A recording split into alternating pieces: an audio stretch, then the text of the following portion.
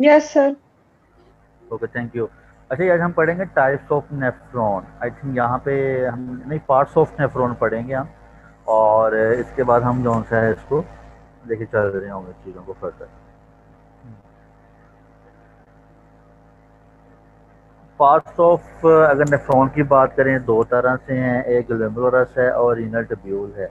इसमें फर्दर अगर हम पार्ट्स में देखें, बाउमैन कैप्सूल है, प्रॉक्सिमल कैन्युलेटेड ट्यूब है, लूप ऑफ हैंडले है, डिसेंडिंग और असेंडिंग लिम्ब के साथ डिस्टल कन्वल्यूटेड ट्यूब्यूल है और कलेक्टिंग ट्यूब्यूल है। ट्यूब्यूल आप देख रहे हैं ज़्यादातर वर्ड यूज़ हुआ है, तो मतलब ये है कि ये जितनी भी चीज़ें ये ट्यूब की शक्ल में है। इसके ज़रिए जो यूरिन की फॉर्मेशन और यूरेटर के ज़रिए यूरिन जो है वो रिजर्वायर में जो डेवलप होता है, ये सारी के सारे प्रोसेस जो हैं वो इस सिस्टम के through most of the time admit किए जाएंगे। बेसिक फंक्शन को अगर हम देखें तो the basic function of nephron is clear and the clean of the blood unwanted substances. जितने भी अनवांटेड सब्सटेंसेस हैं उनको ये रिमूवल के लिए इसका प्रोसेस होता है वो यूजली स्टार्ट किया जाता है। नंबर वन, ये आप अगर हम बात करते हैं अनवांटेड सब्सटेंसेस की, तो हम देखते हैं कि जो हमारा हमारा पहला जो फ़िल्टर है, या वी कैन से दैट जो पहली हेडिंग है वो फ़िल्ट्रेशन की है।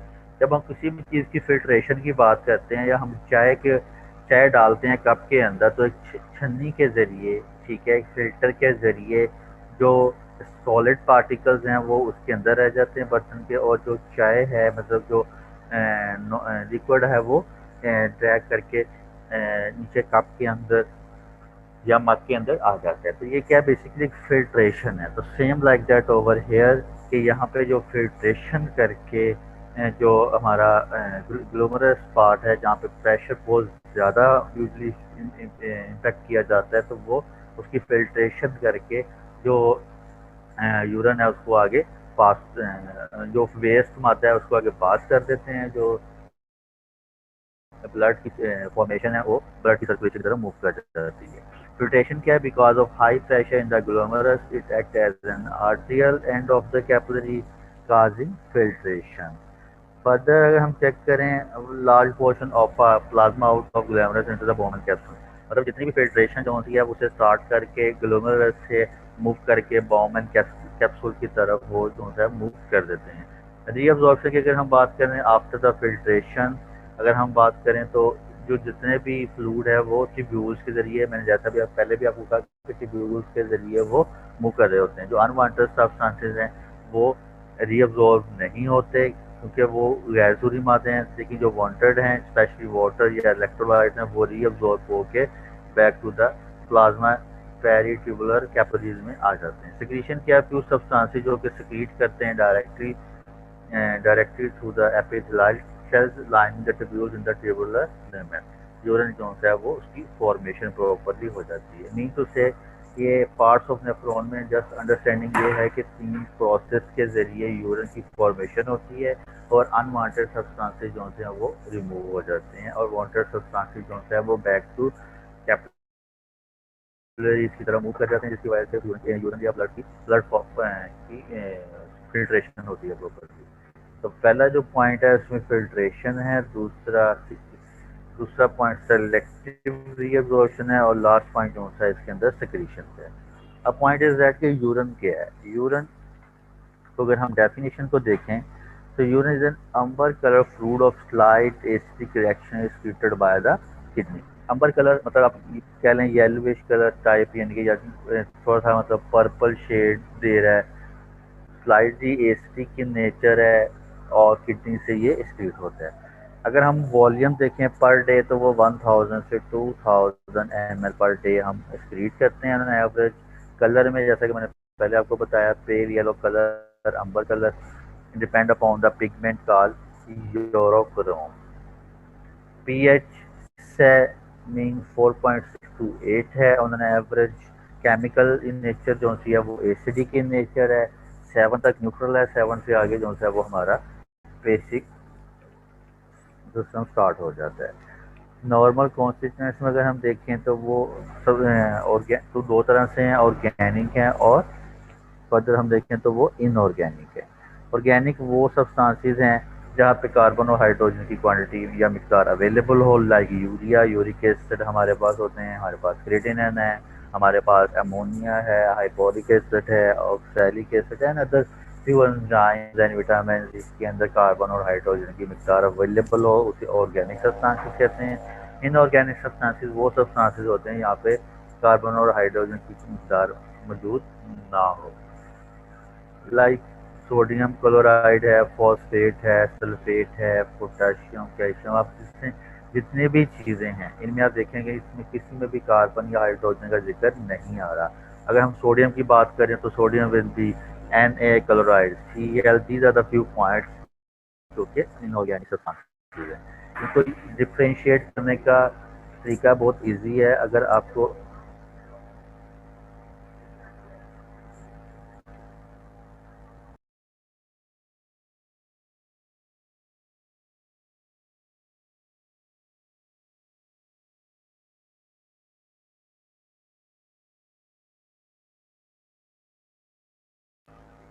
ज़रा क्लास को होल्ड कीजिएगा, मैं अभी आ रहा हूँ। सब्सटेंसेस के अंदर उसको हम ऑर्गेनिक सब्सटेंसेस इंक्लूड करेंगे। उसको याद करने का बेहतरीन तरीका यही है कि आप इनऑर्गेनिक को याद कर लें। जैसे लाइक सोडियम की बात करें, उसमें अंदर सोडियम के अंदर अगर देखें तो Na है, Na उसकी वैलेंसी है, तो उसके अंदर किसी के अंदर कार्बन या हाइड्रोजन की क्वांटिटी अवेलेबल नहीं है। क्लोराइड की बात करें, पोटेशियम, किसी में भी नहीं है। तो उसके अलावा जितनी भी चीज़ें आपके पास आ रही होंगी वो सारी ऑर्गेनिक सब्सटेंसेस आ रही होंगी। तो अब नॉर्मल कॉन्स्टिट्यूशन में देखें तो हमारे पास प्रोटीन है, शुगर है, ब्लड है, आरबीसीज हैं, कीटोन बॉडीज हैं, कैट्स हैं, बस है, कैल्कुलाई है, माइक्रोब्स हैं। These are the few points जो कि अब नॉर्मली यूरिन के अंदर अवेलेबल होते हैं। ठीक है जी, यहाँ पे हम क्लोज करते हैं और नेक्स्ट क्लास मेरे ख्याल से मैडम सदफ की है। वो फिर आप ऑनलाइन ही रहें, मैडम अवेलेबल हैं, वो आप क्लास यहाँ से अच्छा स्टार्ट कर देंगे। सर, 2-3 चीज़ें क्लियर करनी थी। ये जो उन्होंने लिखा हुआ है कि इनटू द बाउमैन कैप्सूल्स, हाँ ये क्या चीज़ है? बाउमैन क्या कोई बाउल की तरह है? जी जी, मैं आपको बताता हूँ। ये एक स्क्रीन में आपसे शेयर कर अभी की हुई है ना, तो मैं आपसे एक चीज़ दिखाता हूँ। ठहरें, मेरा था कि आप अगर फेस टू फेस होंगे तो मैं आपको ज़्यादा इसकी ना अंडरस्टैंडिंग दे दूँगा, लेकिन अगर आपने थ्योरी की है तो मैं आपको बता देता हूँ। ये बेसिकली डायग्राम है। इस डायग्राम जी। के ऊपर जितनी भी चीज़ें हैं ये सारी अवेलेबल हैं। ये आप देख रहे हैं डायग्राम के ऊपर लिखा हुआ है बॉमन कैप्सूल। ये जो गोल सर्कल जोन सा है जिसके अंदर ये ग्लोमरस जोन है वो इंडक्ट किया हुआ है, इसको हम बोलते हैं बॉमन कैप्सूल। जितने भी ट्रिब्यूल्स हैं वो आप देख रहे हैं डिसेंडिंग और असेंडिंग ऑर्डर में है, वो लूप ऑफ हैंडले बोलते हैं। फिर जहाँ से जो ब्लड या यूरिन जो है वो पास ऑन होकर डिस्टल कन्वोल्यूटेड ट्यूब में मूव कर जाता है और फाइनली कलेक्टिंग ट्यूब के जरिए ये यूरेटर में मूव हो जाता है। This is basic the process of या टाइप्स ऑफ नेफ्रॉन, जिसकी वजह से यूरिन की फॉर्मेशन होती है और ये मूव करके यूरेटर की तरफ हम इसको पास ऑन कर देते हैं या मूव करवा देते हैं। बिल्कुल राइट। ठीक। अच्छा सर, उसके बाद जब हमने कलर पढ़ा उसके अंदर लिखा था depend on the pigment called the urochrome, ये क्या चीज़ है? क्या कह रहे हैं? ये कलर के अंदर हमने पढ़ा है, इसके अंदर लिखा है डिपेंड अपॉन द पिगमेंट हाँ कॉल्ड यूरोक्रोम। हाँ हाँ, वो डिपेंडेंट है। देखो कोई डिजीज हो, कोई इन्फेक्शन हो अगर आपके यूरिनरी सिस्टम के अंदर, तो डेफिनेटली यूरिन का कलर चेंज होगा ना अपना भी। फॉर एग्जांपल मैं उसको मिसाल दे रहा हूँ, अगर आपने ज़्यादा गर्म चीज़ें खाई हैं, ठीक है, तो फिर डेफिनेटली गर्म यूरिन का कलर चेंज होगा, येलोइश कलर हो ज़्यादा हो जाएगा। और आपको अगर हम बात करें तो पेशेंट को जो है वो जलन भी फील हो रही होती है, इचिंग भी फील हो रही होती है पेशेंट को। तो दीज आर द पॉइंट जिसकी वजह से कलर या वो जो जिसकी आप बात करें चेंजेस के प्रॉब्लम आते हैं पेशेंट अच्छा सर, पिगमेंट से क्या मुराद लेगा? पिगमेंट में। जितने भी हमारी चीज़ें हैं अपना इसके इंक्लूड की जाती हैं, कोई भी एक्स्ट्रा मतलब चीज़ हम खाई जो कि इन्फेक्शन को क्योर नहीं कर पा रही है, जो डिजीज़ को क्योर नहीं कर पा रही, तो वो जितनी भी चीज़ें जो उसको इन्फ्लुएंस करेंगी वो सारी इसके अंदर आएंगी। ठीक है सर। ठीक है, जितनी भी ओके अदर सर। हैं रूटीन की थिंग्स हैं जो कि आपके यूरिन के कलर्स को चेंज कर रही हैं, वो सब चीज़ें इसके अंदर इंक्लूड हो जाएंगी। आप देखिए वो डिपेंड करता है आप डाइट क्या ले रहे हो, आप लिक्विड क्या ले रहे हो। लाइक आप अगर कॉमन एग्जांपल दूँ, आपको ज़्यादा टी पी लें, ज़्यादा गर्म चीज़ें खा लें तो आपका यूरिन जो सा वो डिसकलर हो जाएगा। और अगर कोई इन्फेक्शन हो रहा हो पेशेंट को, इवन देन के पेशेंट को यूरिन के साथ ब्लड भी आने शुरू हो जाते हैं। तो these are the few things जिसकी वजह से पेशेंट में ये सारे प्रॉब्लम जो होते हैं वो क्रिएट होते हैं।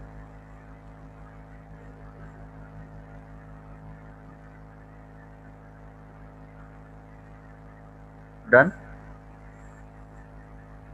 Done sir. Okay, madam available हैं? सर आपने ओवर टू टेस्ट मैडम। नहीं लिया।